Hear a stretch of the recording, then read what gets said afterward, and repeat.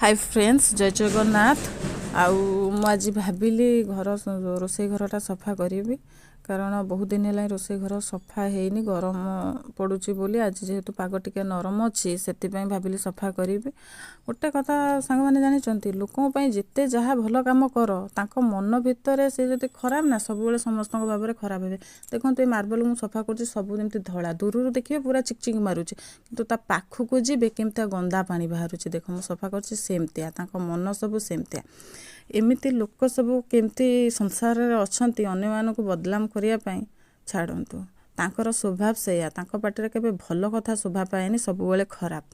आउ जेहेतु आज पाग भल थिला से घरटा को पूरा सफा करी चिकचिक करदेली एपट पूरा चिकचिक हो गलानी। आउ मो कथा आपन को ठीक कि भूल लगिला निश्चय कमेंट करी कहिबे। आ वीडियो भल लगिले लाइक कमेंट आउ फॉलो आउ सब्सक्राइब करिवे। Thank you.